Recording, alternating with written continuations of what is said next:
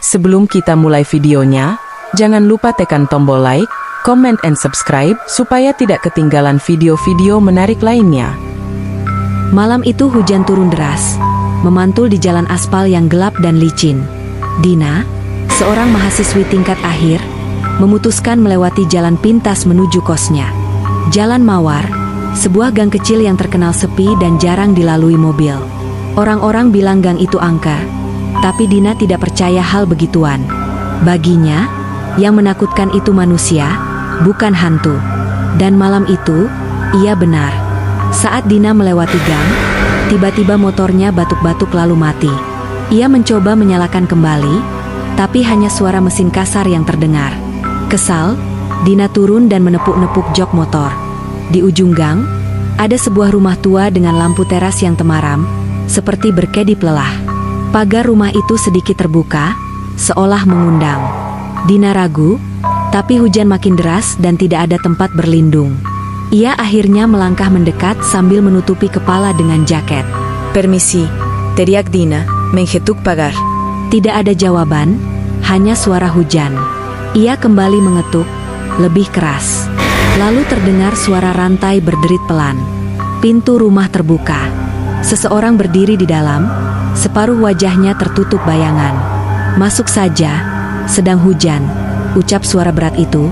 Entah kenapa, suara itu membuat bulu kuduk Dina meremang. Tapi ia butuh tempat berteduh. Ia menelan ludah, lalu melangkah masuk. Di dalam rumah, lampu redup dan bau obat antiseptik tercium kuat. Lantai mengilap seperti sering dipel. Terlalu bersih. Malah, pria pemilik rumah itu tinggi, kurus, mengenakan kemeja putih yang rapi. Wajahnya pucat, senyumnya tipis tapi aneh, seperti dipaksa. "Motormu mogok?" tanyanya sambil menutup pintu pelan-pelan. "Epsilona, Pak. Hujan juga, jadi saya numpang dulu." Pria itu mengangguk. "Kamu bisa menunggu di ruang tamu. Aku ambilkan handuk." Dina duduk di sofa tua yang empuknya sudah hilang. Matanya menangkap sesuatu di dinding, berjejer rapi puluhan bingkai foto. Tapi fotonya bukan wajah keluarga. Semua foto itu adalah foto manusia, sedang tidur. Dina mendekat. Semakin mendekat, ia sadar, itu bukan orang yang berpose tidur. Itu orang yang tidak sadar. Beberapa foto lain lebih mengerikan.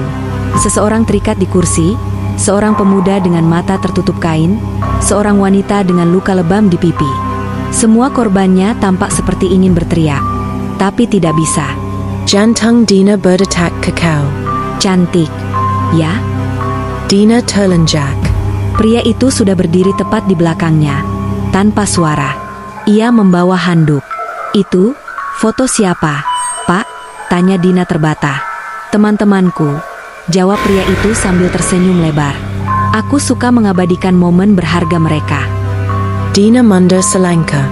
Telepak tangannya dingin. "Aku, mungkin lebih baik mengecek motor saja. Hujan juga sudah agak reda." Pria itu memiringkan kepala. "Kamu terburu-buru sekali. Padahal aku ingin mengenalmu lebih dekat." Tatapan matanya berubah, tajam, penuh kegembiraan yang aneh. Seperti pemburu yang baru melihat mangsa. Dina berjalan mundur, namun kakinya menabrak meja kecil. Piring keramik jatuh dan pecah. Suara itu membuat pria itu tersenyum lebih lebar. "Kamu gagap?" "Tenang saja, aku tidak akan menyakitimu." Ia menahan jeda. "Jika kamu diam dan tidak membuatku marah." Dina melihat ke pintu. Jaraknya hanya beberapa meter. Ia nekat berlari. "Jangan." Pria itu melompat mengejarnya. Dina berlari sekuat tenaga, tapi lantai licin karena basah. Ia terpeleset, tubuhnya terbanting keras. Pria itu sudah berada di atasnya. Tangan besar mencengkeram pergelangan Dina. "Kamu sama seperti mereka," bisiknya. "Kalian semua selalu mencoba kabur." Dina menendang sekuatnya. Tendangannya mengenai perut pria itu. Ia mengerang tapi tidak melepaskan cengkeraman. Dina meraih pecahan piring terdekat dan menggoreskan pada lengannya. Pria itu menjerit. Cukup untuk membuatnya terlepas.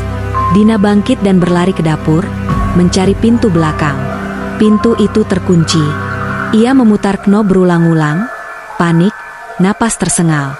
Di belakangnya, suara langkah kaki mendekat perlahan namun pasti. Tuk tuk tuk. Dina, suara pria itu bernyanyi pelan. Aku belum selesai denganmu. Bagaimana dia tahu nama aku? Piker Dina Ketekuten. Dina menoleh dan hampir muntah. Pria itu membawa pisau panjang. Matanya membesar penuh kegilaan. Aku selalu memilih dengan hati-hati. Dan kamu sempurna. Dina meraih apapun yang bisa dipegang, sebuah penggorengan besi. Saat pria itu menerjang, Dina mengayunkan penggorengan sekuat tenaga. Brok. Pria itu terjatuh. Pisau terlepas, tapi masih bergerak. Dina tidak menunggu. Ia berlari lagi menuju ruang tamu. Ia meraih pisau yang terjatuh tadi. Tapi begitu ia memegang pisau, lampu rumah tiba-tiba padam. Jalep total. Hanya suara hujan dan napas Dina. Lalu terdengar suara lirih, tepat di belakangnya. Hai. Dina menjerit. Esok paginya, warga menemukan motor Dina tergeletak di sisi jalan dan rumah itu terbuka. Di dalam rumah, polisi menemukan jejak perlawanan, darah di lantai, namun tidak menemukan Dina. Tidak ada mayat, tidak ada tubuh. Pria pemilik rumah juga hilang. Satu-satunya petunjuk adalah bingkai foto baru yang diletakkan rapi di dinding. Foto itu memotret Dina dalam keadaan tidak sadarkan diri, matanya tertutup, tetapi wajahnya masih segar, seperti sedang tidur.